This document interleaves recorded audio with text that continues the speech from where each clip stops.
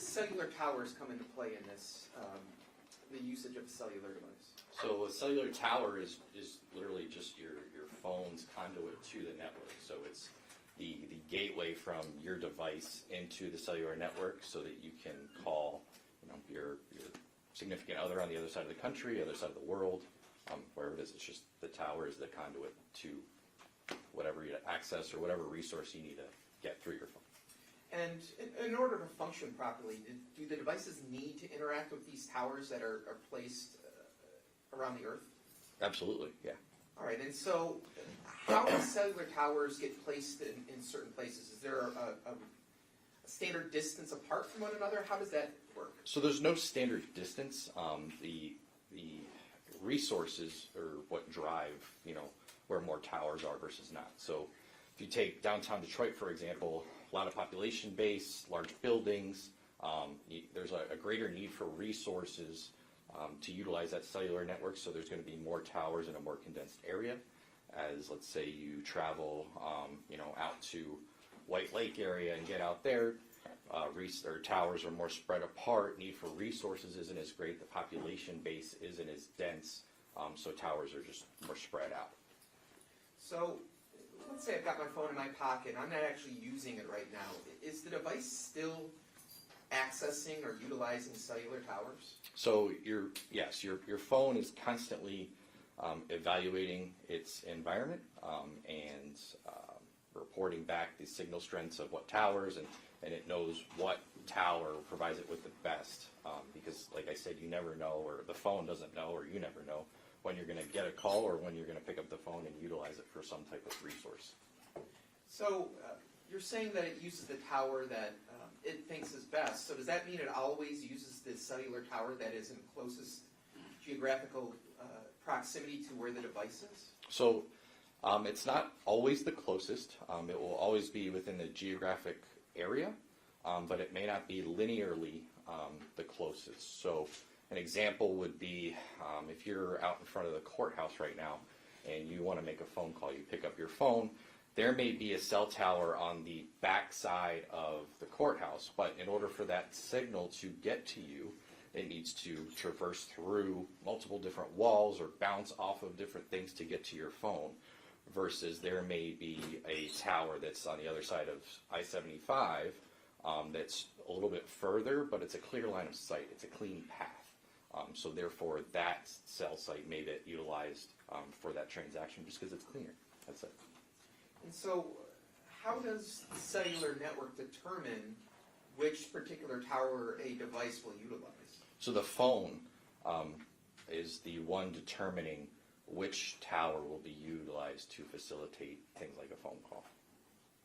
And within each tower, wherever they're located, is there a standard coverage area or standard distance that the tower can only cover certain devices within that distance? No, so the best analogy to kind of explain how these network engineers set up these networks is kind of like a sprinkler system at your house.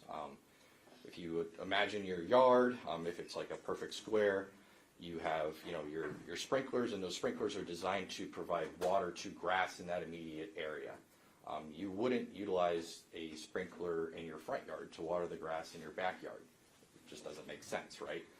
So naturally there needs to be also a little bit of overlap so that there's no dead spots are eventually develop in your grass. So water gets to every portion of your lawn, and then there's a little bit of overlap to ensure that there's adequate coverage. Same principle with the cellular network. They don't want dead spots because that's how they lose money. At the end of the day, they're multi-billion-dollar corporations. They're out there to make money, and they want to provide you with the best service. And so they don't want dead spots. That's pretty much how it's set up. So when records for users are obtained from a cellular company, what types of records do you receive when they're obtained typically? What do you mean? So the phone company will typically provide you with records, is that fair to say? Yes. What type of records will they typically provide you with? So, obviously all pursuant to whatever search warrant's authored, usually we get, historical call detail records, which are those records that I talked about that have your date, your time, the two numbers in communication, whether it's a phone call or a text message. And then depending on the provider, all providers provide you with the tower utilized for phone calls. T-Mobile, their text messages ride on the data side. So in the CDR file, there is no tower listed, but it is in the data sessions report. So there's the call detail records, there's data sessions, and then there's timing advance files. So we'll go into some of those details in a minute, but do you have access to a list of the geographic locations of various towers that are in use by specific cellular providers? Yes, so the providers push out pretty routinely the list of all of their towers across the country. So Verizon has their cell sites, T-Mobile has their cell sites, AT&T has their cell sites, and they routinely publish lists with the location of those sites and the unique identifiers for those as well.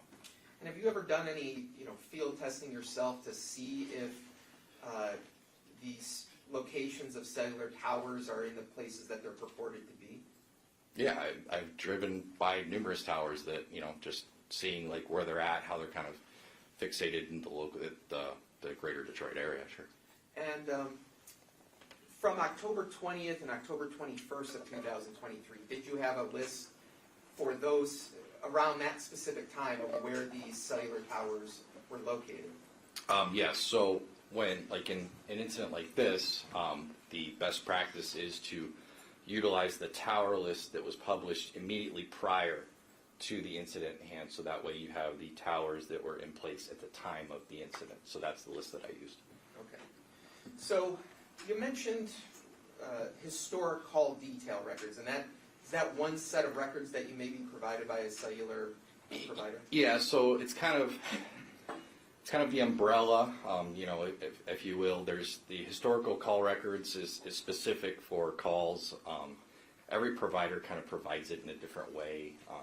AT&T provides one file with calls, text messages, and data in one text file.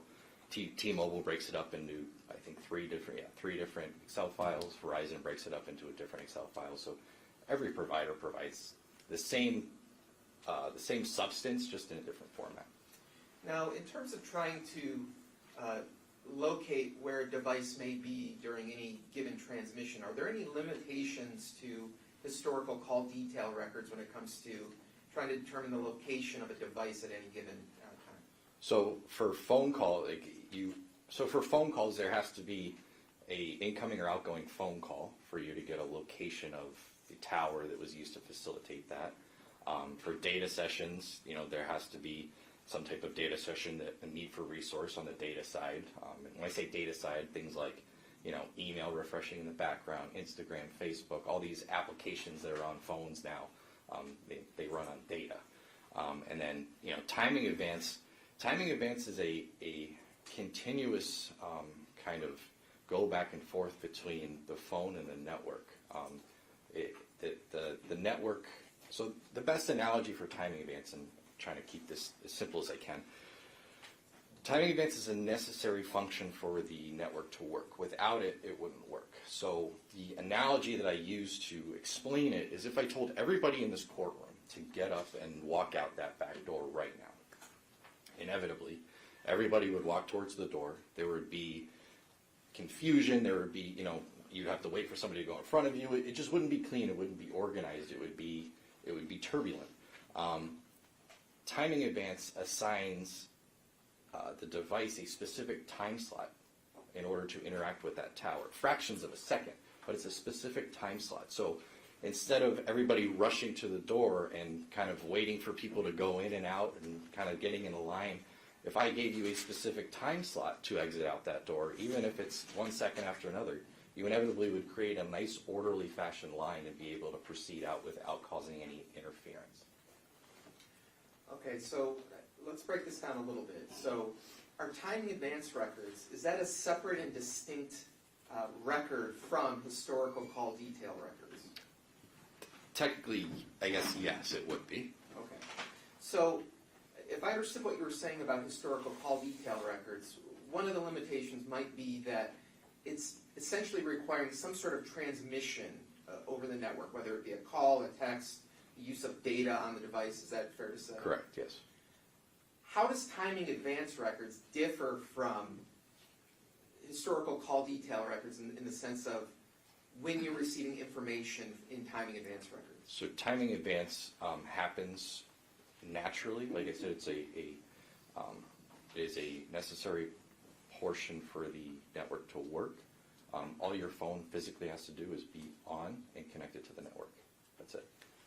And so, as long as the device is on and functioning, would you expect to see a continual stream of records for almost every second or fractions of a second showing a separate or showing entries in timing advance records? So every provider is different. Timing advance is constantly going. T-Mobile, provides their report with whatever's captured, and that's what I get. Same thing with Verizon, and same thing with AT&T. Now, also, I again want to contrast historical call detail versus timing advance. In terms of historical call detail records, what type of information can you glean from those records as far as where the device may be located for a particular transmission? So for that, you will get the tower and the side of a tower. So we'll get into this into the report, but most towers are separated into three sections, 120-degree wedges per se. And so you would get the specific tower, and you would get the side of that 120-degree wedge. That side of the tower is what you would get from a call detail record. So a phone call per se. So if I understand what you're saying, you're given information about a wedge shape, and that device may be using that a tower in that particular wedge or pie shape. Is that fair to say? So I think, yes, that's how we depict it. I think the best way to explain it is we're given the tower and the side of the tower, and because the network is set up the way that it is, we know that the phone is in the general area of that wedge, and that, where the direction of where that wedge is oriented, for lack of a better word. Now, in contrast, with timing advance records, how are you able to determine where the location of a device may be relative to the location of a tower? So in the timing advance records, they give you the same core principles. You get the tower and the side of the tower, the sector, but they give you an extra portion, which is the distance. And the way that they're able to give you that is because we know that radio frequency or cell phone signal travels at the speed of light, and we know how long it took for that signal to leave the tower or the side of the tower and get to the device and then transversely back. So because we know the speed and because we know the time, we're able to calculate a distance. So would it be fair to say that with timing advance records, you can get more specific detail about where a device may be located compared to historical call detail records? So timing advance records are the most accurate location-based information that we can get from the telecommunications providers. So I want to now transition in terms of your role in the investigation of the death of Samantha Woll. When and how did you become involved in that investigation? I got a phone call. It was either late morning or early afternoon the day that she was found. All right, and did you work with any other law enforcement or police personnel in terms of assisting in that investigation? Yes, I worked with the DPD and MSP Homicide Task Force. All right. And ultimately, did you create a report that kind of summarized your findings regarding two particular sets of records that you received? Yes, I did. Okay. Before we get into that, were you also provided with records, cellular records, for a number of of other phone numbers that were associated with known individuals? Yes, numerous. All right. Did there come a point, though, where you worked with a person by the name of Sergeant Lance Sullivan regarding some video that was recovered? Yes. And can you just describe how that came to be? So, Sergeant Sullivan had, or I guess Homicide Task Force as far as I understand it, identified an individual walking in the area of the crime scene around the time that we believe the incident to have happened. He created a map indicating the CCTV locations traversing that individual back. I don't recall offhand how far it was, but it was based on my knowledge of the network and what we can kind of work with the providers. Went back far enough that I felt confident that we could potentially identify who this unknown individual was. I worked with them to get a search warrant authored. Once those records came back, I analyzed these they're called area dump records, but I analyzed these records, which are from T-Mobile, and I identified one MZ of interest. All right, so you just used the phrase MZ. Yes. What does that mean? So all an MZ is a unique number for a specific phone on, in this case, the T-Mobile network. So it's I liken it to a phone number. There's only one of your phone number. That is just T-Mobile's side of your phone number. It's just a unique identifier T-Mobile uses. All right, so if I understand what you're saying, there was a person of interest who was observed on video from a number of different locations. Correct. Okay, and so ultimately, did you obtain search warrants for those different locations which showed you which devices may have been using cellular towers in that specific area where the cameras were located? Yes. Okay. And, I mean, was there just like a couple of potential devices? Were there many devices? No, in each file, there's, hundreds if not thousands of devices. So, I don't recall offhand what the time frames were, but if you just have, timing events, like I was saying before, is a constant flow. There's numerous devices, but there could have been the same device with multiple records within that data set if somebody just lived in the area type of a thing. So I don't know for sure how many devices. There was a lot. It's the metro downtown Detroit area, but there could be multiple records in one of those files for each phone. So by having records of all the users in these particular areas where cameras were observed, were you able to narrow it down to one specific number that was consistent with all of these different camera locations where you had records for? There was one account, MZ number, that was, in my opinion, very consistent with all of the CCTV times and locations that were pulled by Sergeant Sullivan. Okay. Now, and you ultimately were able to identify the unique the unique user information for that particular device? Correct, after a search warrant, yes. Okay, and so did you ultimately obtain a search warrant for records for that particular device that you referred to? Yes, we did. And at some point, did you also obtain, via search warrant, records for a number associated with the decedent, Samantha Woll? Yes, that was one of the first ones I believe we authored. Your Honor, at this point, I'm moving to admit People's Proposed Exhibit 53, which is a disc containing certified phone records for a number of 248-330-3009 and 248-906-5529. I'm moving to admit them as certified business records. Okay. That'll be admitted. That was 53. Yes. You may publish whatever parts you need to.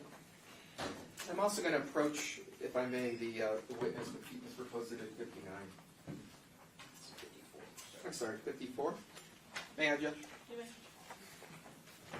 I'm handing you what's been marked as People's Proposed Exhibit 54. Do you recognize that document I've shown you? Yes. And what is that document? This is the report that I authored for this case. And does that report contain information regarding two specific phone numbers? Yes, it does. 248-906-5529 and 248-330-3009. And to create that report, did you use the phone records that have just been admitted as People's Proposed Exhibit 53? Yes, I did. And the report that you have in your hand, that's a fair and accurate representation of your findings when you analyzed those records? Yes, it is. Yes. People who move to omit People's Proposed Exhibit 54. No objection. 54 will be amended. All right, so I want to start by, as part of publishing People's Exhibit 53, specifically, I want to show timing advance records for the number of 248-906-5529.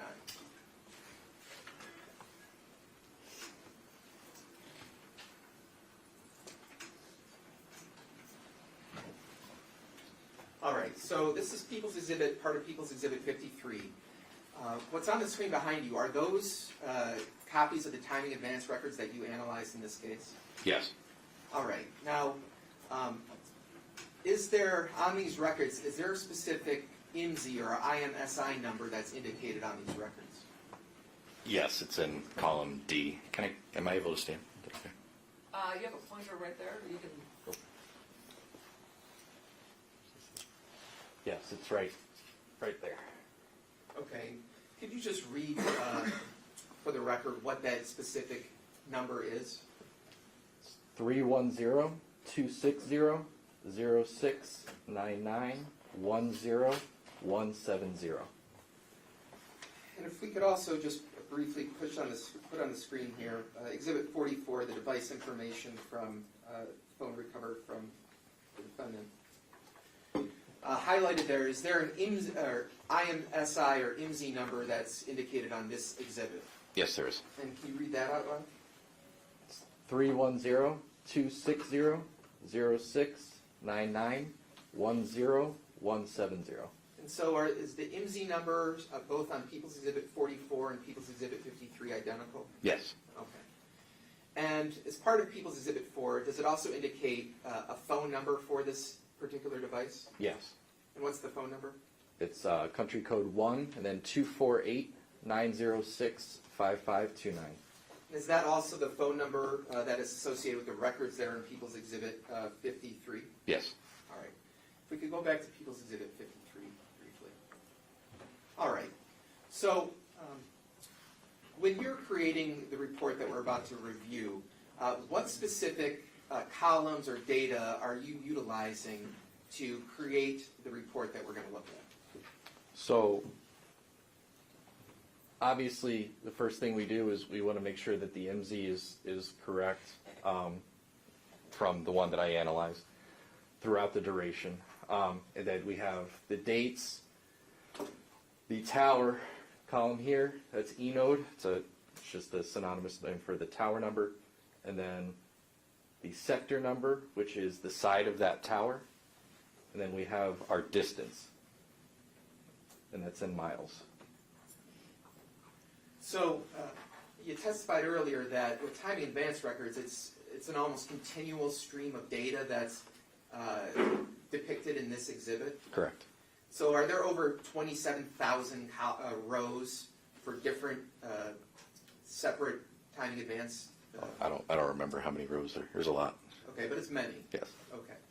Now, if we look on the far left, the columns, the three columns on the far left, did there appear to be latitude and longitude coordinates there? Yes, there are. All right, and what is that meant to represent?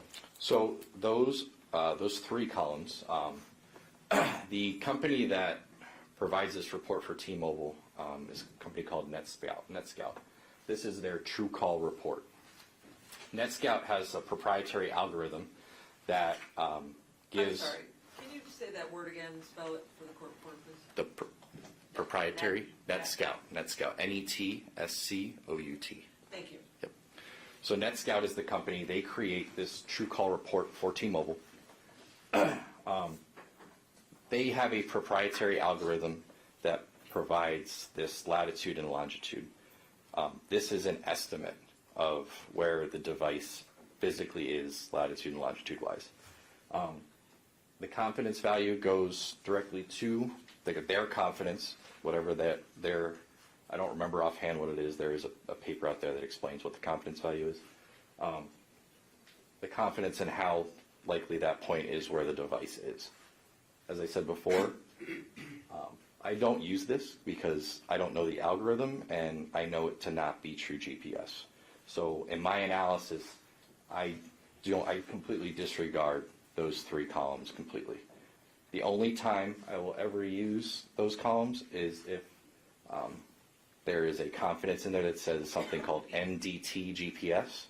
And what that is the device reporting back the GPS from it to TrueCall. In this case, there was no MDT GPS, so all of these columns were discarded.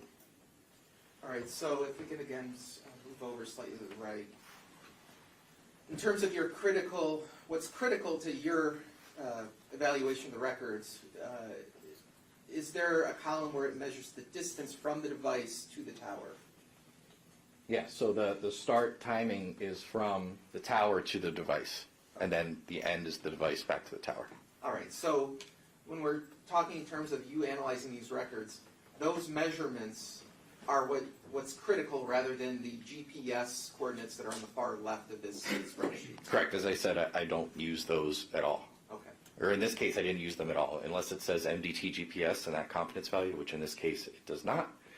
I don't use those columns at all. Okay. So now if we could go to your report, which is People's Exhibit 54. All right. So this is page 1 of your report. What information is just meant to be conveyed on this page of the report? That's just my name, the FBI case number, and then the accounts analyzed, so the 2 phone numbers that are involved in this report, and then the date of completion. Okay. We can move down to the next page. There's a lot of text on this page. What is meant to be represented with all this text? So this is really just kind of what we've already really discussed. I was asked to create a report regarding these 2 phone numbers, like a basic summary of the numbers. In the call detail records, they provide me with tower locations and sizes of the tower. I take that information, marry it up with the tower list provided by the providers themselves, and I create a visual depiction of the tower that was used and the geographic location of it. And timing advance. Timing advance, same principle. I use the tower, the side of the tower, and the distance to create a visual depiction of what all these Excel spreadsheets tell me. And when you're creating this visual depiction, I mean, are you using the exact data that is used in the actual hard records that were admitted in People's Exhibit 53? Yes. All right. So is this just another method to interpret those records in a way that's easier for a layperson to understand? Yes, absolutely. So if we can move on to the next page. All right. There are some photographs on page 3 of your report. What is meant to be depicted here? It's just an example of cell towers that you may see. The one you probably see most often is, the macro tower as you're driving down 75. If you can see at the top, it's a triangle. Those are the 3 sides to the tower. Sometimes they're on like church steeples. I know, downriver they just had the whole issue with T-Mobile and Wyandotte at the school. But they put towers pretty much everywhere that they can. Okay. Are they typically on elevated objects? They can't, yeah. I mean, sometimes they're on lampposts, so they're not like super elevated, but yeah. Okay. Now moving on to page 4 of your report. All right, can you just describe what you're trying to express here? So this is you have that 3-sided tower on the left, and then this is just a visual depiction from the top down. So, as I said before, most towers are 3-sided, and they're split into approximately 120-degree wedges. And so in the call records, we get the side of the tower. That side of the tower is notated by what's called an azimuth, A-Z-I-M-U-T-H. That azimuth is just the center point of that 120-degree wedge, so we know then we can go 60 degrees one way and 60 degrees the other way. So we were talking before about historical call detail records. Those records might provide you with which sector the device was utilizing for a particular tower. Is that fair to say? Correct. But in terms of locating where the device may have been within a sector, are you able, through historical call detail records, to tell us where specifically a device may have been within a specific sector. I'm sorry, say that again? So, if I understand your testimony, historical call detail records can tell you which sector the device may have been utilizing. So, for example, if we're looking at this picture, you might have a record that indicates the device is within sector 3, for example. So it may not be, and you'll see in the wedge, it may not be within the colored area of that wedge. It's just in that general vicinity. It could be further out from the colored area of the wedge. It's just that's the direction of that's the side of the tower and the direction of the radio frequency that was emitted, and that was the side of the tower that was used for that transaction. So, but in terms of where to locate the device within that sector, are you able to tell us through historical call detail records exactly how far away from the tower the device is within a particular sector? No, it's just within the coverage area of that. Okay. So now moving on to People's Exhibit, or sorry, the next page. All right, and again, what's meant to be represented in this? So on the left is the icon that we use to show that transaction. So if there's a phone call on tower 1, 2, 3, 4, sector 3, that would be the base of the tower at the top of that little wedge, and then that little shaded area. The tower, the direction of the radio frequency that was emitted from that tower. It's not the coverage area. It's just that general direction. In this case, there is one Omni tower that is it's one sector. It's just a 360-degree tower that provided coverage in that immediate vicinity. So that was identified with the circle. And then, go ahead. In the second half of that page, below where the where the circles and the arrows are, is there other information that's meant to be conveyed in the bottom half of this page?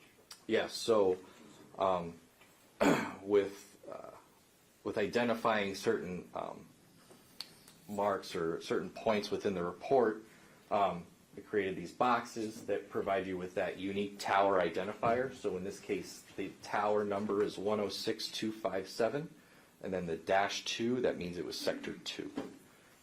It gives you the date of whatever the transaction was that I was notating, and then the target phone number, the time of the transaction in local time, and then what transaction was, so incoming or outgoing call, and then the phone number that was on the opposite side of that line, so the incoming side. So now moving down to the next page. This is page 6 of your report. Correct. What is meant to be conveyed here? So this is just the timing advance explanation. Timing advance, like I was saying before, is that distance measurement. So you get a signal sent from the tower to the handset and then back. And then that is notated with the same little box, just with the distance and notated with a TA for timing advance. And the time of the timing advance measurement. And so I see what looks to be like a band or an arc. What is meant to be represented by that? It's just the visual depiction for the distance or the area that the phone would be within or just outside of. All right, so when we go on to look at these particular maps, is the location of this band accurate as far as the distance from the tower? Yes. Okay. We can go on to the next page.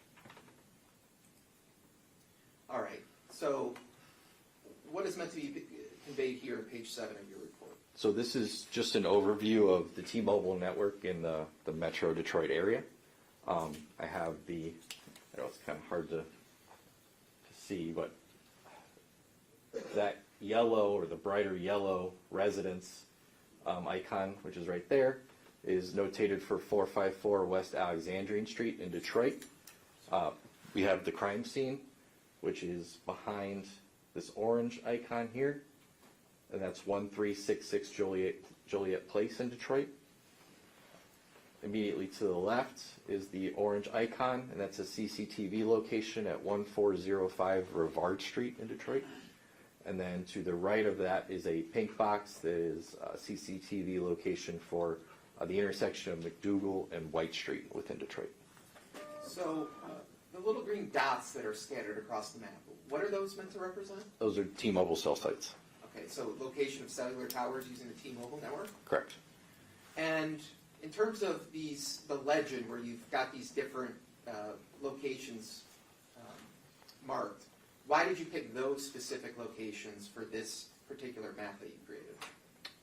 Those were just locations of CCTV within like time frames that were, I guess, easily understood. All right. And particularly regarding this image, which is on page 7 of your report, you only have T-Mobile cell site locations. Did one of the two devices that are used in this map use T-Mobile as a provider? Yes. And was that the 248-906 5529 number? I believe so, yes. Okay. And now we can go down to the next page. All right, now this is page 8 of your report. What is meant to be conveyed here? So this is the same principle as the previous slide. It's just the Verizon network. The red square, I know it's hard to see with all the red dots, but the crime scene is the same as previous, 1366 Joliet Place in Detroit. And then we have the wedding venue that the victim was at prior to off Metro Parkway up in Sterling Heights. So in terms of the cell site locations or cell tower locations, this is for Verizon? Verizon, correct. All right, so do you recall if the number of 248-330-3009 utilized Verizon? Yes. Okay. So if we go down to the next page.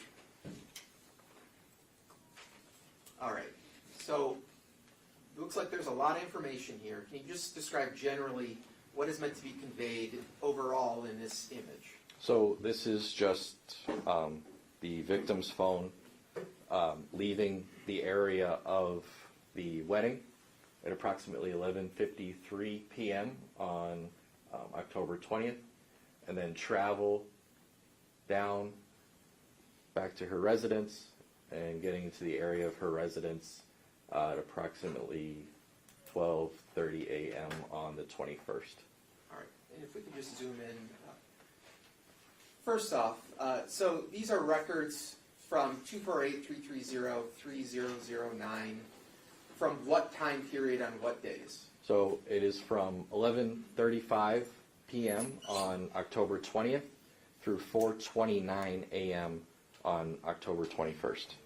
All right, so just as an example, you have a box that contains data from the phone records about a particular set of timing advance records? Correct. So this is just meant to kind of show you that the device was consistent with being in the area of the wedding venue from 11:35:44 through 11:53:40 p.m. on the 20th. Okay. And so as we, if we could shift over to the right here. So as we look here, you've got some red arrows that are first pointing east and then pointing south? Correct. So it's just, I didn't show all of the records just because there was just a lot, and it's easier to break it up into smaller to see the travel. But generally the phone travels in an eastern direction, consistent with traveling on Metro Parkway, and then a southern direction consistent with traveling on I-94. So if you look at this, the two black boxes which contain data from the phone records, did they refer to specific Yes. points on the map? Yes. So this little line to that arc with the arc and the wedge right there, that was at 10:21 at 12:14:06 a.m. And then this one here covering Harper Woods was on 10:21 at 12:20 12 seconds a.m. And then gets into the area of her residence at approximately 12:30:18 a.m. All right, so if we could actually zoom in closer to this portion here. So if we could go over. Now, for this particular inset box here, I see three concentric rings, so to speak. Correct. What is that meant to represent? They're just the different distances. So if you look here, you have distances at 0.10, 0.15, and 0.19. So starting the shorter or the smaller one is 0.10, 0.15, and then 0.19. And so there were timing advance measurements for the 3009 number of 0.10 from 109:16 a.m. through 118:24 a.m., which is that smaller circle. The middle circle, there were timing advance measurements from 12:30:18 a.m. until 4:29:27 a.m. And then for the outer circle, there were timing advance measurements from 12:30:40 a.m. through 1:36:07 a.m. Now, the red box that's in the zoomed in portion, Correct. what is that meant to represent? That is the address of the crime scene. All right, and could you just point to that so that we're clear on what specific? Okay. And then, is there a specific cellular tower that is being utilized over the course of these hours that you've documented here? Yeah, so it's this one right here. Okay. So that's the Omni, the one sectored circular cell site in this report. So these, in total, these timing advance records that you've analyzed for this period of time stretches from approximately 12:30 in the morning to 4:30 in the morning? Correct. So if that device is, 0.15 miles away from the tower for a total of 4 hours, how can it be in different geographical locations over the course of that period of time? So what happens is these measurements, like I was kind of explaining before, and sometimes the tower won't use the closest, but cell phone signal travels at the speed of light. We can't make it faster. It travels that fast. The only thing that we can do is we can slow it down. We can introduce objects and things that delay that signal from getting there. So when you delay that signal by introducing walls, trees, any objects that prevent it from a clear path, you slow it down, and that transversely gives it the appearance that it's further away from the tower. We're talking about fractions of a second here. So that's why you see the arcs a little bit further out, is because more than likely there was some type of delay from the signal getting to and or from the phone. So is it possible, due to these delays that you've described, that a device could be stationary, that is not being moved anywhere, but it could be represented due to these delays as being different distances away from the same tower? It could be, yeah. Okay. Now, when we look at this period of time, let's say 4-hour period of time, when you look at the timing advance records, is that one single entry on the timing advance records? No. Or have you summarized many different rows in those timing advance records? Yes, I've summarized multiple different rows. All right, so based on your training experience, for this 4-hour block of time, let's say from 12:30 and 18 seconds to 4:29 and 27 seconds, is the location of this device consistent with essentially being in the area of 1366 Joliet for that entire period of time? Yes, it is. All right, let's move to the next page of this report. This is page 10. Okay. So can you start by just explaining which device or which records for a particular phone number were analyzed and what the period of time that is meant to be represented in this image? So this is 248-906-5529 on October 21st of 2023 between 12:35 a.m. to 3:12 a.m. And this is just a general overview of what occurred within that time frame. So if you start here at the top left, at 12:35:10, there's a timing advance measurement of 0.15 miles right here, consistent with being in the area of 454 West Alexandria. Next is at 12:46:26, utilizing this tower and then that timing advance arc. At 1:11:10 a.m. down here, so consistent with travel in a southern direction. And then at 1:24:07 right here, consistent with being downtown Detroit. And then a progression to the east. You scroll up for me. 14209 right here, and then 20615 utilizing here in this arc, and then 25051 this sector here and this arc, and then finally at 312 here in this arc. And once again, that is a summary of multiple different lines of timing advance. If I were to depict all of the timing advance within this time frame on one map, I nor anybody else would be able to decipher what we're looking at. So it's happens so regularly in this T-Mobile file that we have to kind of space it out to get some type of idea of what we're looking at. We kind of make a running joke that it looks like spaghetti on a map if we just put them all out on the map. It's illogical. All right, so if we could just start the very first entry chronologically.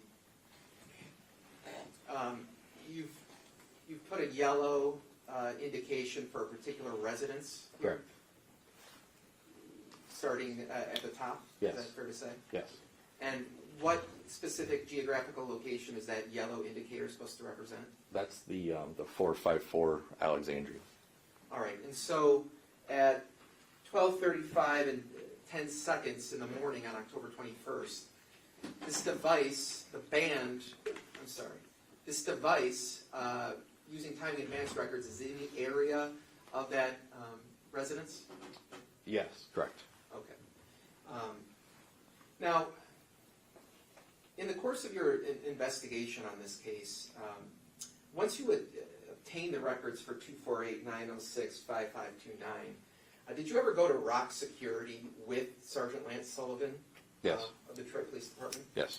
And why did you go to that location with him? So once we had gotten the full set of records within our entire date frame, I was able to analyze those records, and we wanted to see what other CCTV footage we could identify as it traversed through the downtown area.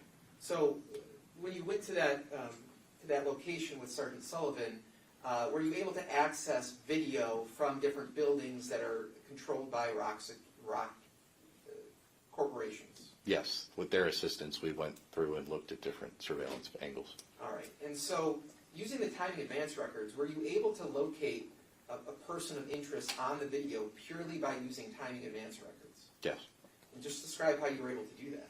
So just in looking at these records every day, you kind of learn how, how people, and plus how people interact. Usually people walk through main streets and things like that. Just in analyzing the records, we were able to coordinate with Rock and their multiple different camera angles and observe an individual that was very consistent with traveling or traversing through the downtown network and then traveling back northbound.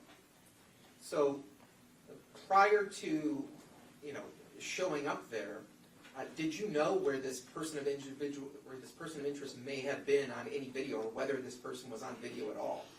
Just the video that Sergeant Sullivan had already acquired. Those were the only points. And was your purpose there to attempt to acquire more video than what had already been acquired? Yes. And so using these timing advance records, were you able to find the person of interest on this video that otherwise you may not have known about before you went there? Yes. Okay. And so now moving down slightly, you've got some other locations that are part of your legend that you created in the bottom right-hand corner of this map. Right.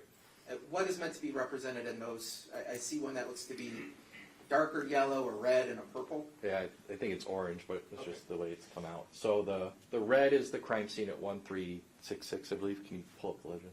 1366 Joliet. And the orange is a CCTV location at 1405 Rivard Street in Detroit. Okay. Could we move on to the next page, please?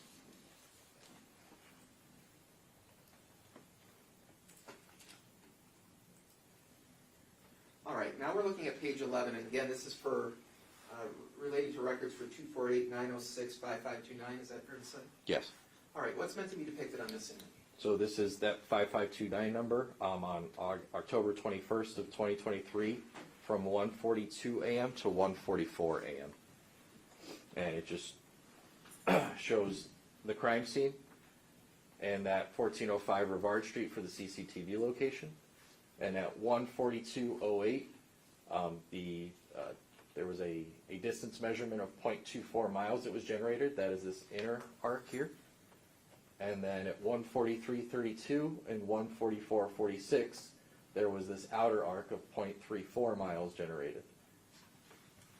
All right, so again, if I understand what you're saying, especially for that outer arc, the device was 0.34 miles away from the location of that tower, which is at the center of that wedge shape? Correct. Okay. Now, besides, this image only includes data from 1:42 to 1:44 a.m., is that fair to say? Yes. All right. Now, did you also evaluate where this device may have been located between 1:46 in the morning and 2:03 in the morning? Yes. And where was the device located relative to what you see here for this 2-minute window? It was in the geographic area of the crime scene. Okay. Now, if we can move on to the next page. All right. So, can you just describe, this is page 12 of your report, what information is meant to be conveyed here? So this is the 5529 number again on October 21st of 2023 from 3 a.m. to 3:07 a.m. And so you have three different measurements being taken from 3 different towers, ranging in distance. With timing advance, when you get measurements from different towers and they intersect within a relatively short time frame, that's a very good indication that the device is within or just outside that intersection point. So, as people, even if you're in a car, you can only travel so fast. When you have multiple measurements within a short time frame, and in this case, I know it's not intersecting here with this third arc, it's very consistent with being in the area of that McDougal and White Street. So radio frequency is very irregular as far as like its footprint. Once it's emitted from the tower, if you kind of spilled like a glass of water on a table, it just goes until it stops and it creates this amoeba-like shape. Radio frequency is the same principle. It gets emitted from the site, and it creates this amoeba-type looking shape. So there's no like concrete wall that, okay, this radio frequency or this cell phone signal is coming out of this tower, but it can't traverse this line. That's not like a impenetrable wall. It just comes out, and is just in a regular shape. So it's very possible that the sector of this tower can see a device that is in the area of McDougal and White, and I would consider this to be 3 intersecting arcs altogether. So, if we look at the inset portion of this map, there seems to be a purple icon. What is that purple icon meant to represent? That is the CCTV location at McDougal and White Street. And at what specific time do you see these intersecting lines at that location? Between 3 a.m. and 3:07. Okay. And so, if I understand your testimony, the significance of multiple or intersections at any given point, that's multiple towers reading that same distance at the same area. Is that fair to say? It's multiple towers reading different distances, but all intersecting at one point. Okay. We can move on to the next page. All right. Now, what information is on page 13 of your report? So this is the same 5529 number on October 21st of 2023 from 3:50 a.m. to 4:05 a.m. And you have 2 different towers taking measurements within, you have up here between 3:50 and 4:05, you have this tower here taking measurements at 0.78 miles, which is the inner arc, and then the 4:01:22 to 4:05:18, the .82, which is this outer band. And then this tower down here, you have measurements of .48 miles between 353.02 and 405.36, and then measurements of .53 miles at 353.08 through 358.07. And there's multiple measurements within these time frames. It's not just one. And then, as I said before, you have the intersecting arc intersecting over the area of the crime scene at 1366 Juliet Place, which would be consistent with being in the area of the crime scene. And that's at what time specifically? That's between 3:50 a.m. and 4:05 a.m. And the red indicates 1366 Juliet? Yes. All right. The red marker? Yes.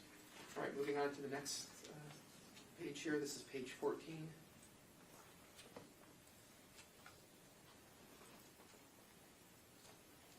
Okay. Describe what's meant to be conveyed here. So this is the same phone number ending in 5529 on October 21st of 2023 between 4:05 and 4:20 a.m. And we have, as you can see, there's 1, 2, 3, 4, there's 5 towers, all taking different measurements, and all of those measurements converge in the area of the crime scene, which is, I zoomed in up here on the top left. So, in my opinion, from 3:50, going back to the previous slide, through 4:20 a.m., the device is very consistent with being in the immediate general area of the crime scene. So, how many specific towers are you taking information from, or is information being taken from for this slide? There's 5 within that time frame. And as somebody who does this every day, is there any significance to the fact that you have measurements from 5 separate towers at this specific time, all intersecting in one place? So I would say I regularly see 2 and 3. 4 is unique. 5, I can't recall offhand seeing 5. I'm not saying it didn't happen, but I can't think immediately offhand seeing 5 towers with intersecting arcs all converging on one. And do you have any explanation for why you're seeing so many different towers here? I mean, my opinion is it's just the tower population, the amount of towers in the immediate area. All right. Now, this time period covers the time between 4:05 and 4:20 a.m.? Yes.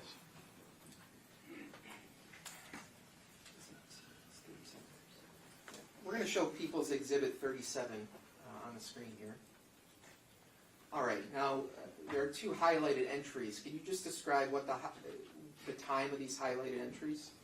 So it says here at 10:21:23 at 4:20.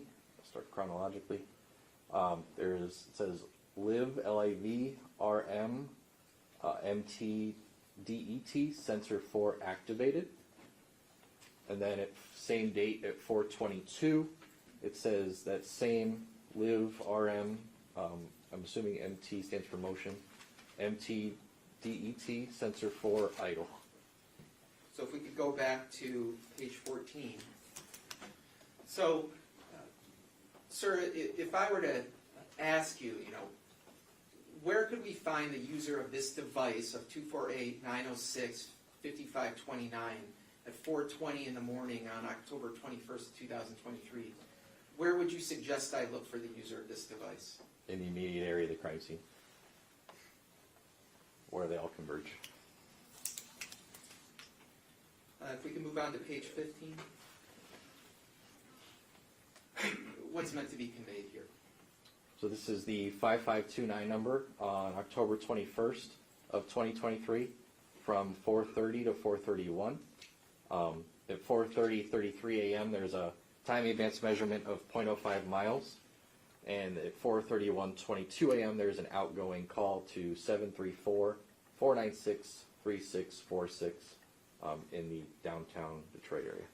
All right, so when this phone was being utilized to make this outgoing call, the timing advance records show it within that blue band relative to the location of that tower? Correct, yes. And that is to the west of the crime scene at 1366 Joliet? Yes. And now going to page 16 of your report. Could you just describe what information is meant to be conveyed here? So I don't know if you remember, I know it's been a minute, but this is just a overview slide coming back. So the first slide was an overview slide of the device leaving the area of Alexandrine and then traveling to the east. This is now coming from that point and then going back to the area of Alexandrine. So at 3:23 a.m., starting on the right, you have the tower and the timing advance measurement of 0.34 miles. And then here you have at 3:34 and 3:48, you have the two different timing advance measurements, one at 0.15 at 3:34, that would be this one right here, and then this one at 3:34, and then at 4:02, it's the 0.78, which is this tower here with this long arc over here that goes over the area of the crime scene. And then at 4:20:28, it's 0.44 miles, which is the outer arc here on this tower here. And then at 4:25:48, you have the inner arc on that same tower at 0.29 miles, which is here. And then you have, this is the same tower that was shown in the previous slide with the phone call and the 0.05 mile arc in the downtown Metro Detroit area. And then 4:37:44, you have a timing advance measurement of 0.34 miles. That's the inner arc right here. And then at 4:43:16, you have a timing advance measurement of 0.58. That's that outer band. And then finally finishing up here at 4:54:23, there's a timing advance measurement of 0.19 miles, along with another outgoing call to that same 734-496-3646 number. So what you conveyed here, is that a general summary of the geographical path of travel as opposed to every single entry for that window of time between 3:23 and 4:54 a.m.? Yes, because like I had said before, there's numerous records within that time frame, and it would just be illogical to display all of it. Okay. And so generally speaking, it shows during this window of time, the user, the device is traveling generally westward and then northward. Correct. And what is the final time when it gets in the area of 454 West Alexandria? At approximately 4:54 Okay. A.M. a.m. Now, we may have covered this already, but at least for this device at 248-906-5529, these measurements that you made and the maps that you created, it's based on timing advance records, which are not necessarily linked to particular device usage at any of these given times that you've displayed here. No, these are just the measurements that were recorded by TrueCall and subsequently T-Mobile. So, in order to get these timing advance records, the device has to be powered on? Powered on and connected to the network. And so, for those other phones that we discussed before we went into your report, particularly Jeff Herbstman's device, the device associated with him, for example, was that device on and operating during that window of time? It appeared to be because there's records throughout the entire time.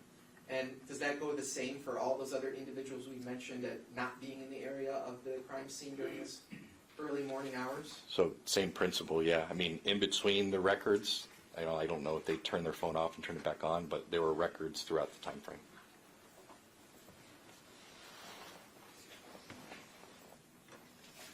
I don't have any other questions. Roxanne? Good morning, Special Agent. Good morning. Now, in order to perform your analysis, you used the timing advance records that were requested and received from the cell phone provider, correct? Correct. Okay. And that would be exhibit number 53?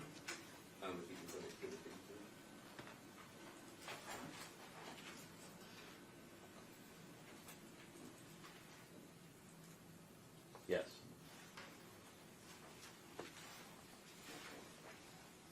And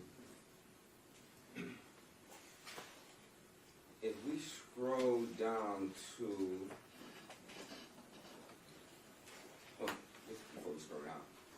how frequently in your experience are timing advance records updated as far as when do they generate a particular data point? So timing advance is constantly going on the network. Like I said before, it's a requirement for the network to function efficiently and work. What is memorialized and provided by the providers is up to them. Okay.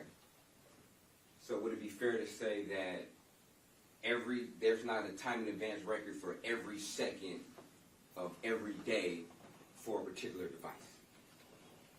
I mean, like I said, it's constantly going on because it's a necessary function for your phone to work.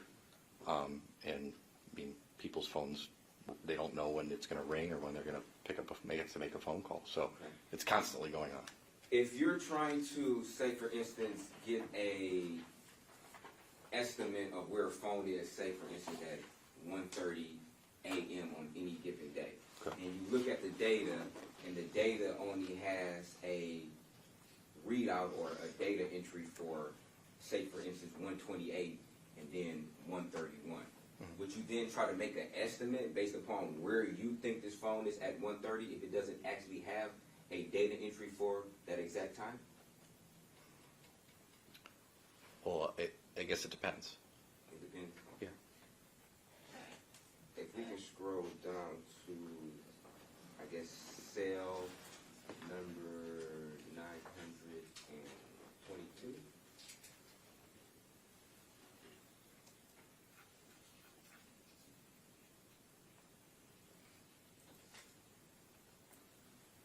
So this is Mr. Jackson-Bolanos' phone, correct? These are the records associated to it, yes. Okay.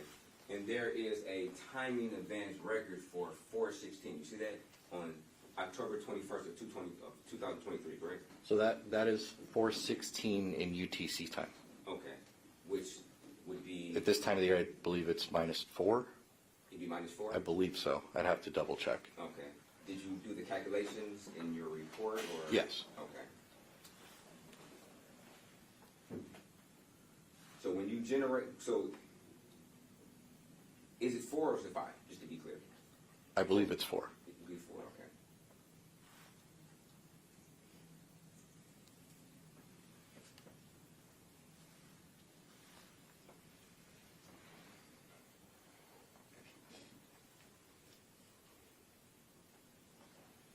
Now,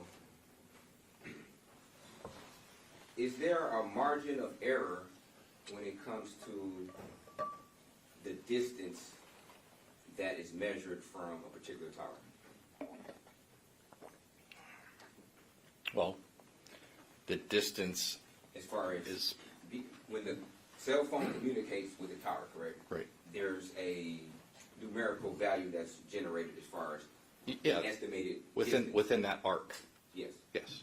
Is there a typical margin of error that is, in your experience, a standard in the industry as far as, okay, this particular measurement can be off by 2% or 3% as far as the distance that you're estimating that this particular device is from the tower? Well, so I'm not estimating it. These are the records that are provided by T-Mobile. They provide the distances. Okay. So whatever that distance is, like I said earlier, I use these records to find evidence in people on a regular basis, and they're accurate.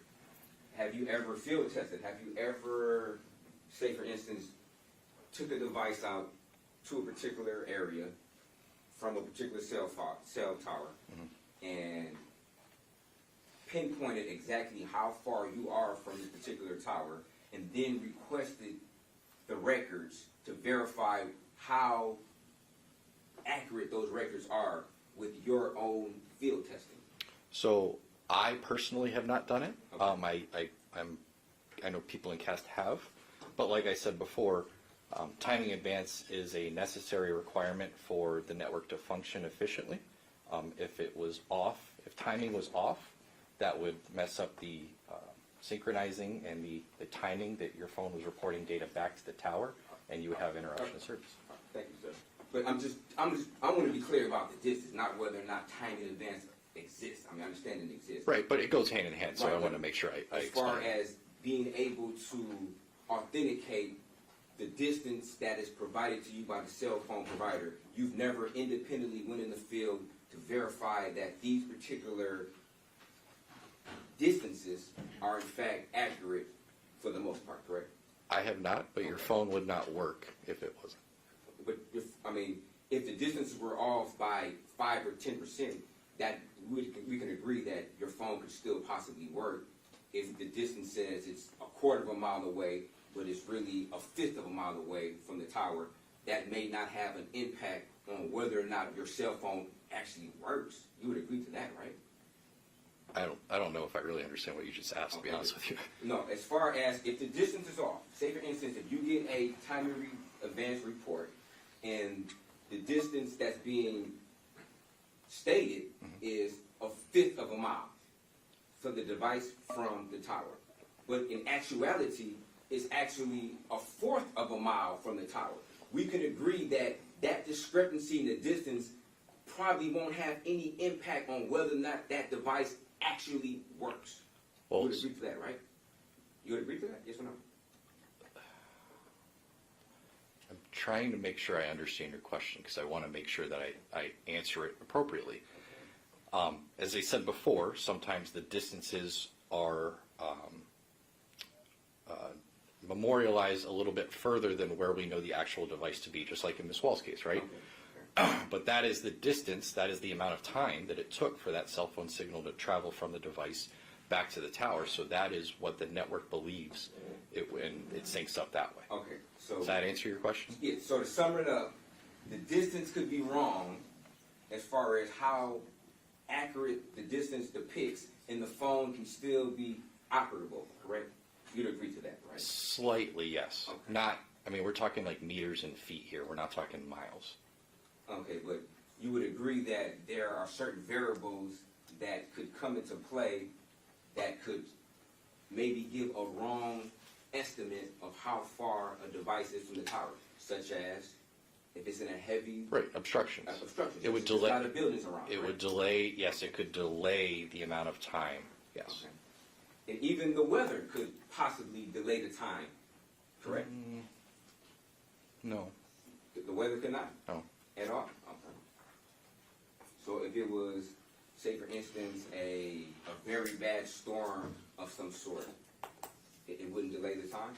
No, I mean, I grew up in South Florida with hurricanes, and my phone worked during those. Okay, not whether or not your phone worked, but as far as being able to depict the distance from the tower. That's what I'm asking. Not whether or not the phone worked, but being able to accurately depict how far this phone is from the tower. That's what I'm asking. It would make no difference because the principles would be the same. Okay. Have you ever, when you was in Florida, did you ever independently check to see whether or not the weather could be a variable in deciding, or I guess giving an estimate of how far a device is from the tower?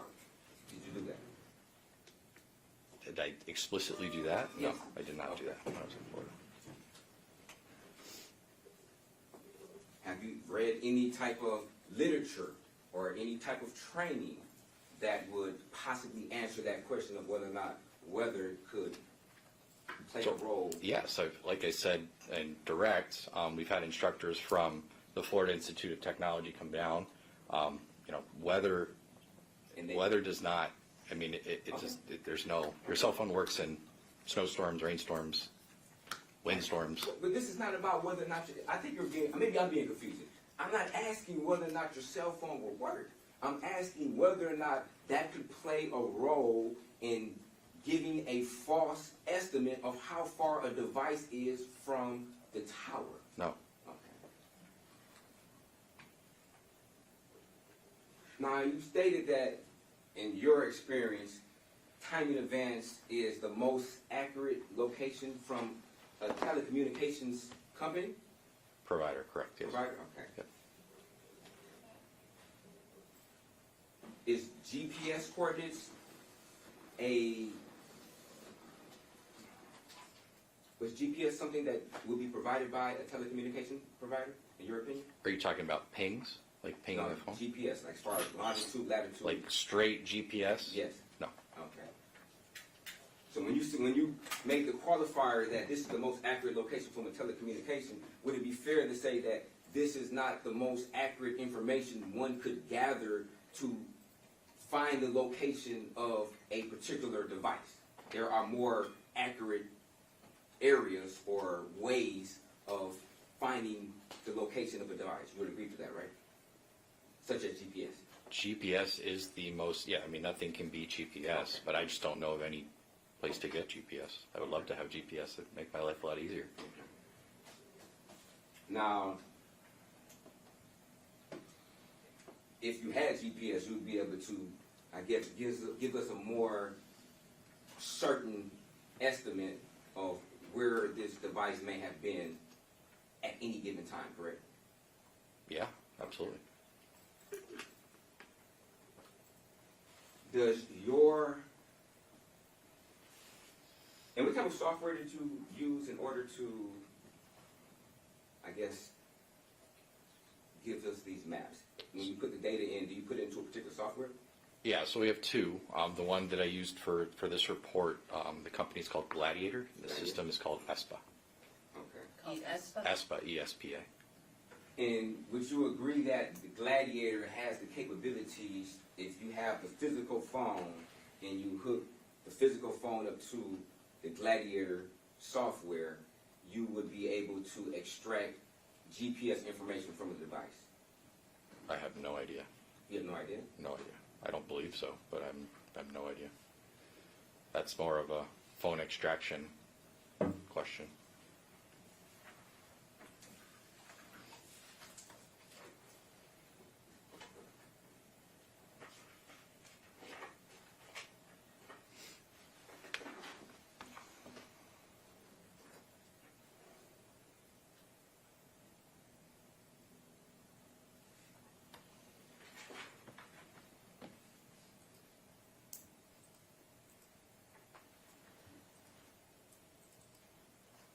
And that's kind of out of your expertise as far as... Phone extractions? Yes. Yes. Okay.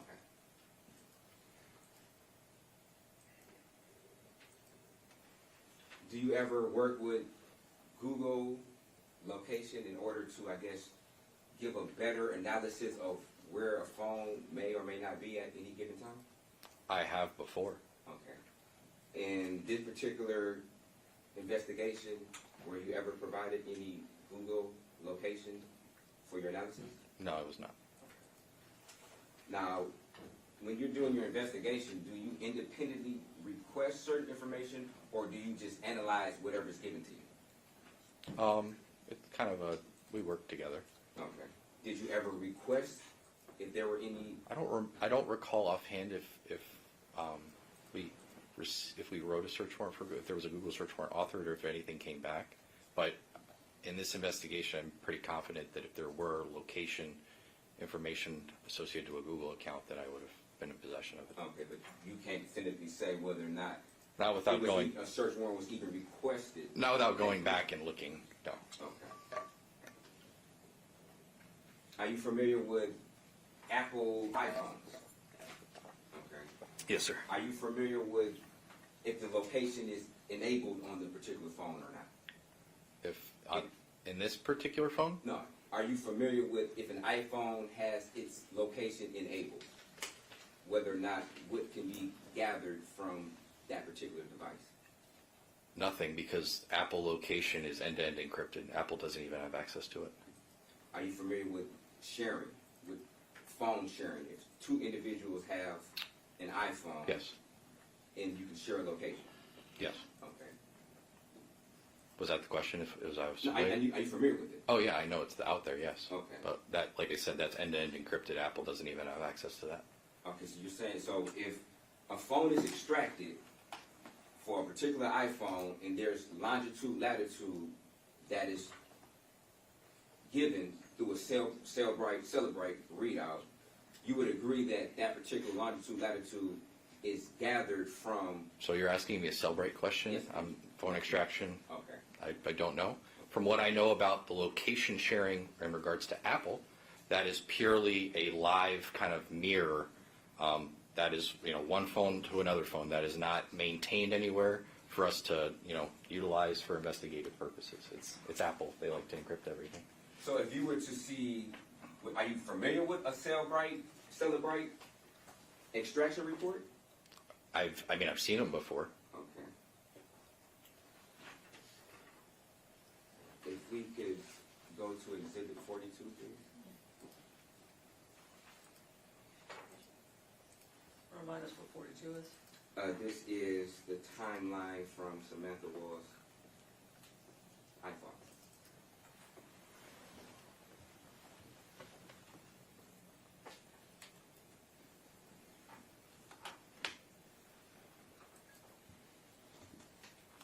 And if you just scroll down to this 12, I guess. You see where it states locations? And it's giving a numerical value for longitude, latitude? Under 12? Yeah, I row do. 12. I do, yes. Okay. You would agree that, So I'm not going to agree to anything because I'm not a Cellular expert. no, you would agree that it says locations. It says the word locations next to a 12, yes. And you would agree that it has a numerical value which we can. It has a latitude and longitude there, yes. Okay. Yeah, I'm just going to object to this line of questioning. There's no evidence that he knows anything about the phone extraction or that he can comment on it. It's outside the scope of his knowledge. Sustained. Okay. Let's move on, council.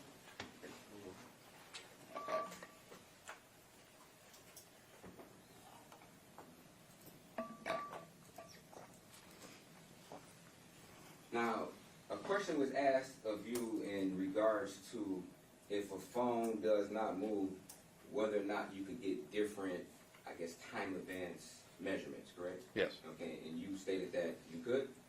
So that's that delay, because signal has to traverse through walls and things like that. So if my phone has been sitting, in my pocket here, or in the other room in my backpack, it's got to traverse through multiple different walls to communicate with the cell tower.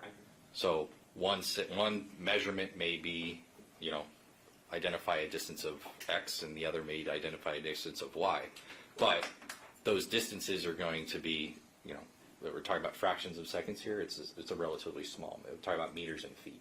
Okay, so what you're saying is that at any given time, the same frequencies that need to penetrate the walls, the same walls, if your phone hasn't moved an inch in the radio waves, or the radio waves, I guess, penetrating the same walls, at certain times it could have more difficulty than at other times, which could give a different measurement? It just depends on how the radio waves traverse through, yeah. I mean, it's possible. Okay. Now, if for instance, a phone moves, say 10 feet, if I have my phone here and I move over there, could that also give a different timing advance measurement? Yeah. That small movement? Once again, it's possible. We're talking about, meters and feet.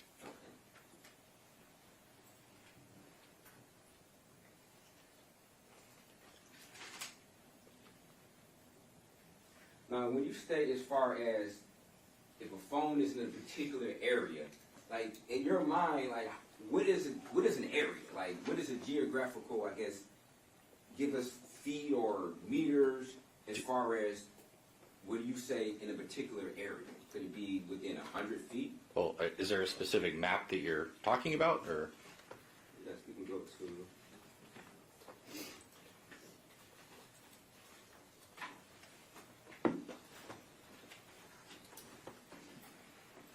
We'll start with page 10 on exhibit 54.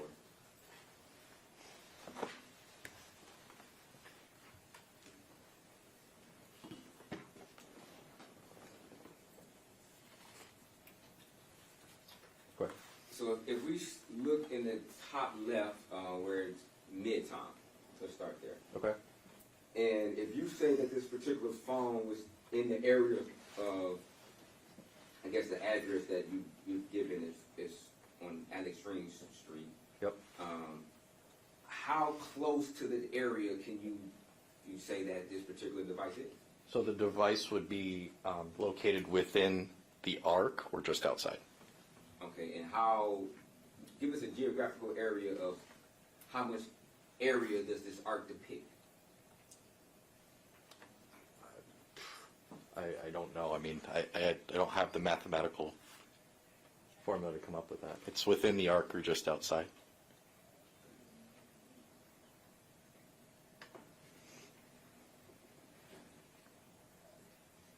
If you could zoom in on, I guess, the midtime arc, just to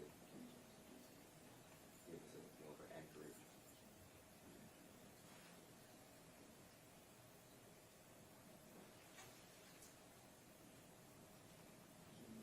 If you can zoom in just a little bit more. So you're saying it's somewhere within this arc. So would it be fair to say that this arc seems like it's depicting multiple blocks, if I'm not mistaken? Portions of blocks. Okay. So It's you're not saying- the entire block. Okay, so you're saying that the phone could be somewhere within Saying the phone multiple blocks. is somewhere within this arc here. It's not the entire block. It's within this portion of this block, this portion of this block, portion of this block, this block. It's within the arc. Or just outside. Okay, if you could, I guess, count, because you made this particular map, right? This Yes. is your map, right? Yes. So if you could, I guess, give us an accurate reading or maybe count how many blocks that this particular arc is depicting, if you know. Count. So Like, I guess I don't understand what you're requesting. I mean, do you know exactly which? Do I know the area, like the land surface area of what is encompassed within that arc? I don't know. No. Okay, so you never did an analysis to say, okay, this particular arc encompasses these particular geographical areas as far as from this street to this street? No, I did not. You did not. Okay.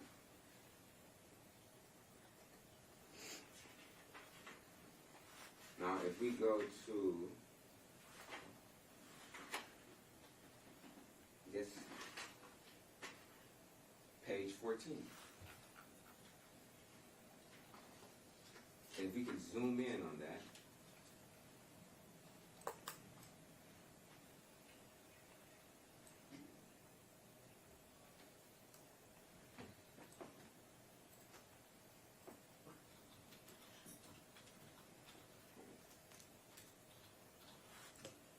If we can actually zoom in on the arc, not the square, I'm sorry.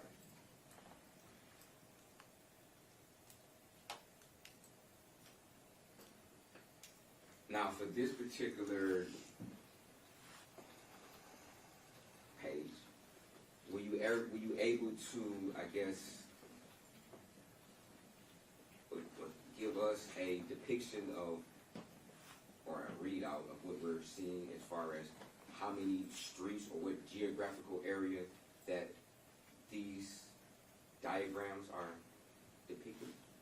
So where all of these arcs converge. So all this overlay. I mean, as far as what's the geographical area? Is it I did not 100 feet? Is it I a did- block? Is So- it 2 blocks? So each one of those arcs is a width of approximately 78 meters. So 78 meters? with it, I mean, absent that, I didn't calculate the land area or the size, square mileage or square feet of that. I do not know. Okay. So you're saying that this phone could be within 78 meters of this red dot? I'm not sure. I'm trying No, to... I'm explaining that the width of that arc is 78 meters. Okay. That's all that I meant by that statement. The phone is within all of these arcs converging, that point, within that time frame. Okay. That is what I'm saying. So you're not able to say from your data that you read or have available to you exactly where this device was as far as longitude, latitude. So let me make this very clear. At no point in time can I tell you a latitude and longitude point with any of these record sets. Cannot do it. So you're just saying that this particular device was in the area of whatever particular location that you're depicting on this diagram, correct? Yeah, I believe that's what I said. Okay.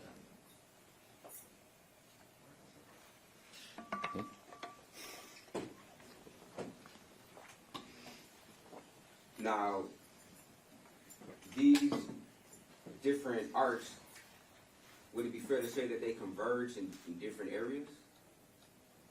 What do you mean different areas? Like at different areas, certain arcs intersect at different areas. You would agree to that, right? No, I think they all kind of meet right around the crime scene, Okay. in my opinion. If we go right above Lafayette Park, where the word Lafayette Park is, you would agree right below where this red square is at, you would see a conversion of arcs, correct? It seems I'm not that sure. there's- I don't know if I'm looking at where you're looking. Can you show me? If I could just, on your cursor. Could borrow the I'm pointer if sorry. you want.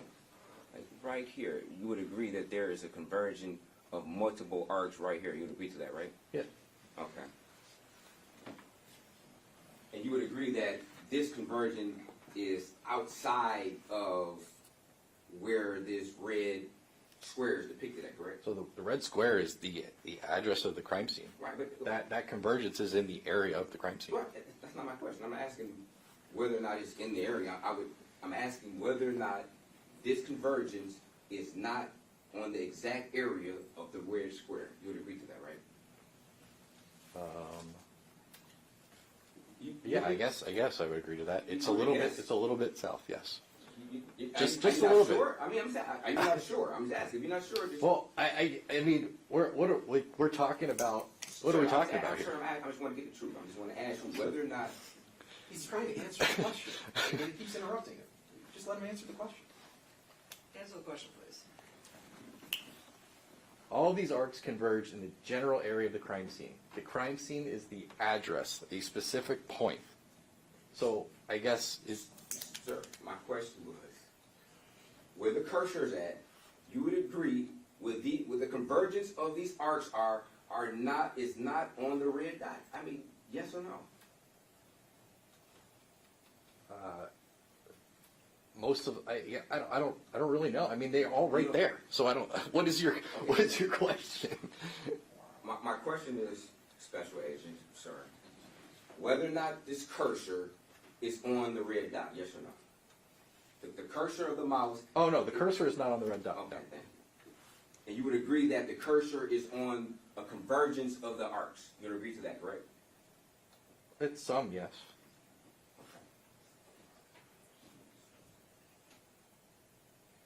And you would agree that the red dot depicts 1366 Joliet, Yes. correct? Yes.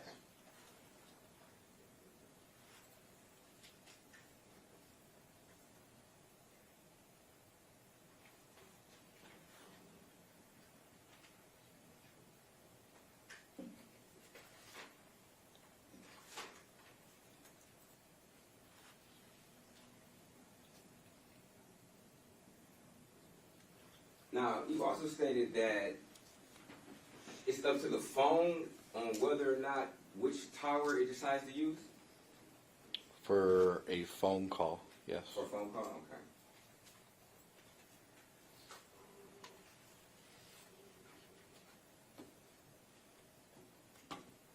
And I guess that would depend on, I guess, how congested a particular tower could be. That could be one of the variables, correct?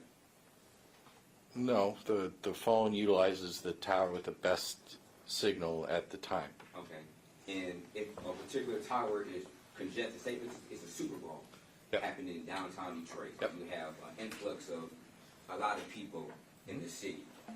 And a particular tower is congested because you have a lot of users on there.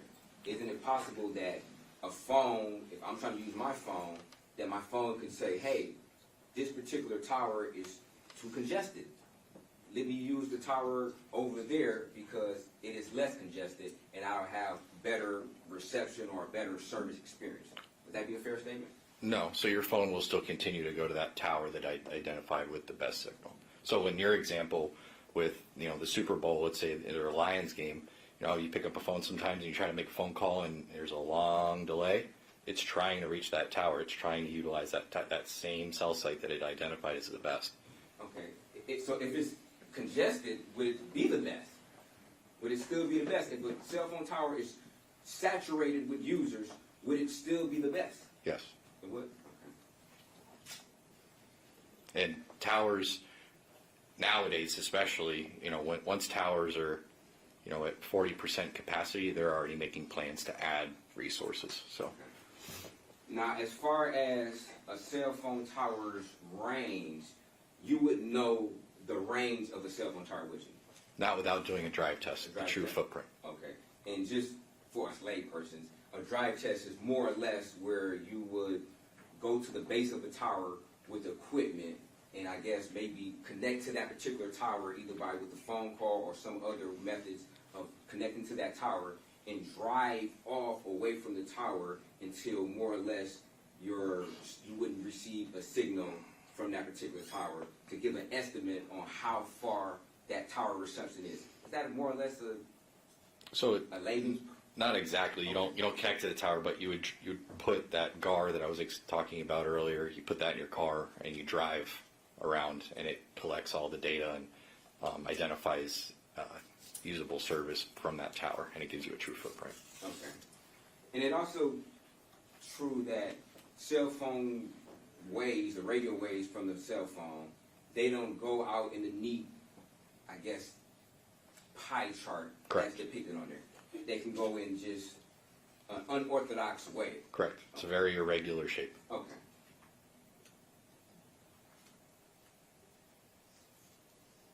Are you familiar with a propagation map, cell phone propagation map? I know what it is. Okay. And that's a map that a cell phone provider would have as far as giving information about cell towers as far as whether or not a cell phone tower was working on a particular night or other information that they do not regularly share with law enforcement. Would that be? No. No what? They wouldn't utilize a propagation map for that. There's no such thing as a propagation map for every minute of every day to notify if a tower is down. No, not for every minute, but I'm saying, but if a cell phone tower was out maybe a week ago, a propagation map would have that information contained in there on the past status of a particular cell phone tower. I don't think a propagation map would have that information. A provider may have that information, but if a tower is down or not functional, the phone can't connect to it, there won't be a record generated. Right, no, it's not about whether or not a record will be generated. I'm just saying that as far as whether or not this propagation map would contain that information. No, propagation map would not contain that. Okay. And are you familiar with looking at propagation maps? I've seen them before. I don't utilize them. Okay.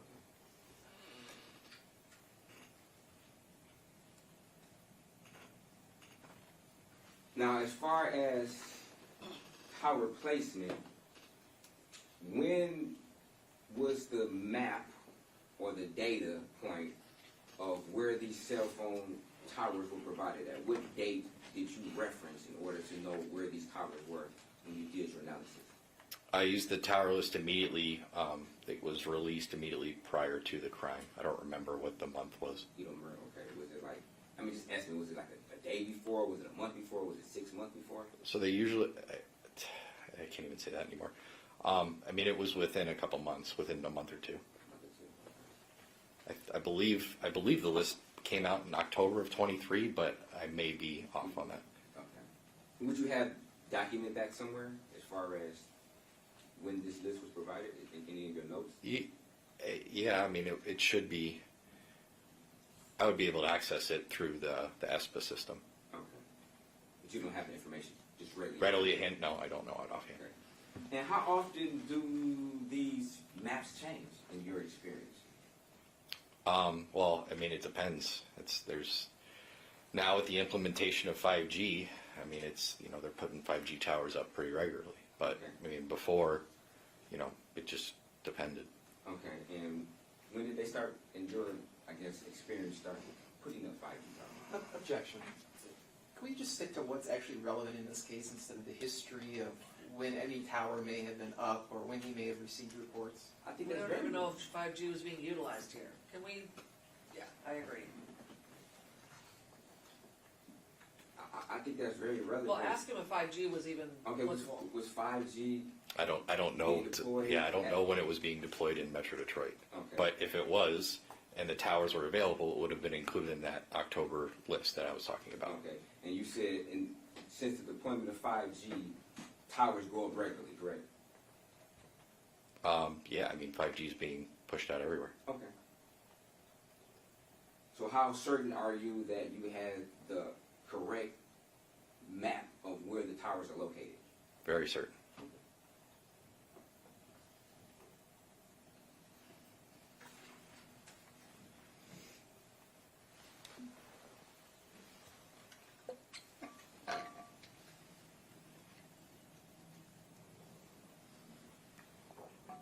Have you ever driven by these particular towers in your analysis to verify that they're there? I mean, I drive downtown Detroit. I haven't specifically looked to see which towers were where for, No, for yes. this case. Okay, okay. But you stated that you have driven by numerous towers, just not the towers that were used in this analysis, correct? I mean, I'm sure I've driven by them. I haven't taken note that this is the tower that this record was generated off of.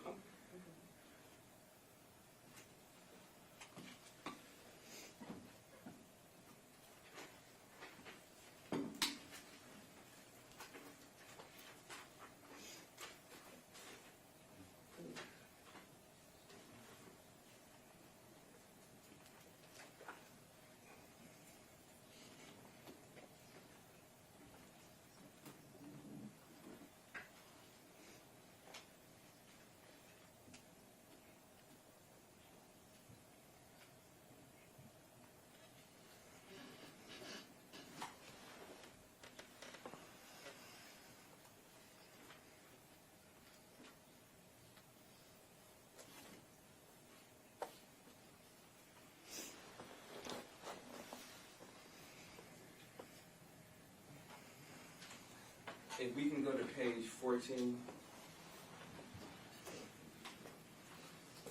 of Exhibit 54.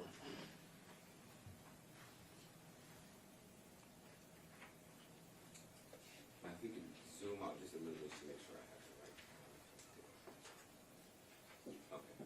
So on this particular page of the exhibit, would it be fair to say from, I guess, 405 to 420, you can't definitively say where the phone is? They're just basically estimates that the phone is in general areas, correct? General area of the crime scene, yes.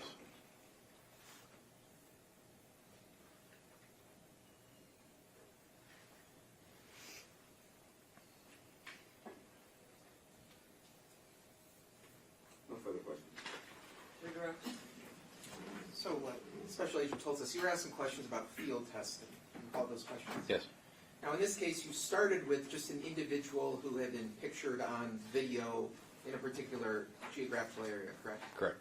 And throughout the course of your investigation and using the timing advance records that we've been discussing here, were you able to predict where that same individual who was initially caught on video would be based on just purely using the timing advance records? Yes. So, in this case, you have actually... I think he said he predicted what the person could be? I'm sorry. Is that what he said? Okay. You can recross. Can explain.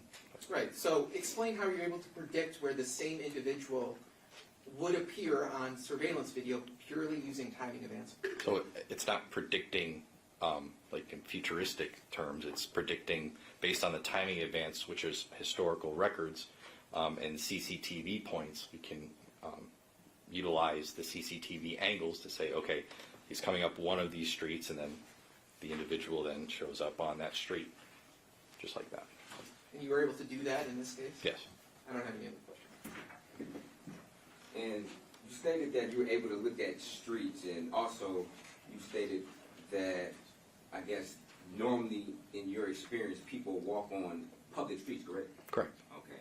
And you utilized that in this particular case. You didn't look through the back alleys or anything like that as far as when you were looking at the CCTV footage to coordinate with your time in advance. I mean, we looked in multiple angles, inclusive of streets, and could have been side cuts through alleys. Okay, and when you found what you identified in your mind as the person of interest, this person was on a public street, correct? Correct. Okay, thank you. Anything further? No, Your Questions from the jury? Write down, council approach. Deputy, if you could get the question from the juror under response.